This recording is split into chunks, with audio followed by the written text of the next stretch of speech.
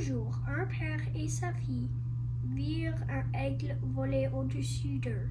Le père fut si heureux de voir cet oiseau magnifique qu'il changea son itinéraire pour le suivre.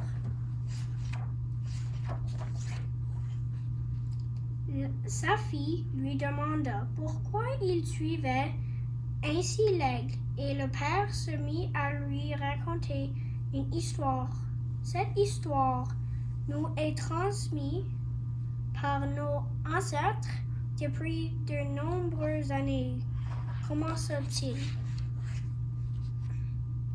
Il fut un temps où ceux qui vivaient sur cette terre n'agissaient pas bien les uns envers les autres. Une grande tristesse régna sur le monde et dans la vallée une tristesse comme une maladie. Malgré tout, certaines étaient bonnes, et de ces quelques bonnes âmes, l'une se démarquait comme possédant une grande vertu. Elle avait le cœur le plus pur. Un jour, un déluge arriva pour nettoyer la terre. Les cieux s'assombrirent et un tonnerre assourdissant fit écho dans la vallée. La pluie se mit à tomber, comme si elle n'allait jamais arrêter. Les bonnes gens se réunirent pour appeler Tunchkasila, le grand-père au-dessus de nous. Ils lui demandèrent de voir et d'entendre ce qu'il y avait de noble dans le peuple de ces terres et de sauver la bonté contenue dans leur cœur. Le grand-père entendit l'appel et fut charitable. Il transforma les bonnes gens en pierres molles et rouges qui emplissent la carrière près de Pipestone au Minnesota.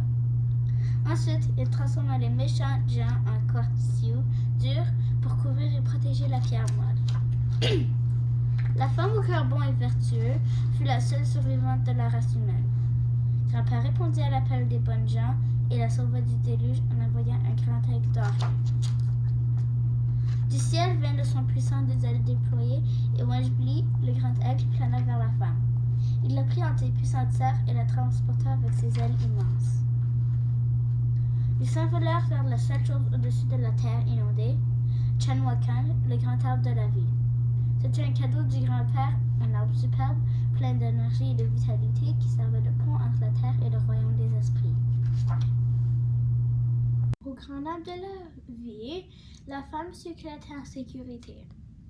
Et à l'aube, elle vit l'inondation se retirer lentement. C'était un nouveau départ. De son perchoir sur l'arbre, l'aigle poussa un cri aigu.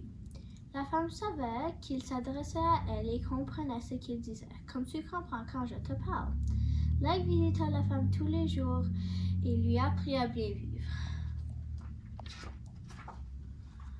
L'oiseau majestueux avait autant de leçons qu'il avait de plumes, et de ses plumes, la femme comprit la sincérité, la gentillesse, le respect et le courage.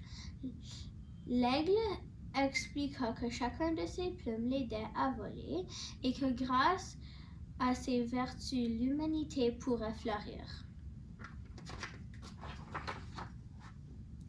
La femme engendra une nouvelle race sur la terre.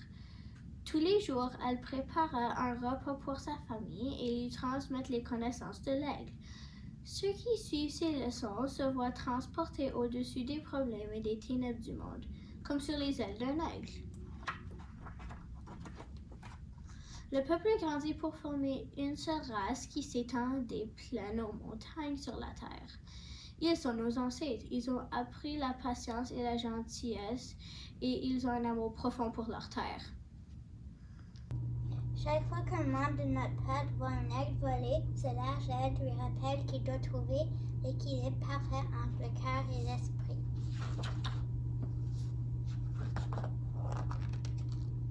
Aujourd'hui, je reconnais l'esprit de l'aigle en moi et en toi, ma fille, dit le père tandis que l'aigle planait au-dessus d'eux. Comme l'aigle, nous devons apprendre à toujours voler vers la lumière. Tandis que le père finissait son histoire, ils se retrouvèrent tous les deux dans une clairière. Ils s'arrêtèrent pour admirer la vue quand une plume d'aigle flotta du ciel et vint se poser aux pieds de la fille. La fille ramassa la plume et la montra à son père. « Ma petite, dit-il, l'aigle voulait que tu ailles une de ses plumes. C'est un très bon présage. » La petite fille était si excitée qu'elle voulut partir tout de suite montrer la plume à sa mère. Après avoir montré la plume à sa famille et à ses amis, la fille passa dans sa chambre pour pouvoir la regarder tous les jours. Elle promit de reconnaître l'aigle en elle et chez les autres et de toujours s'éloigner des ténèbres et de voler vers la lumière.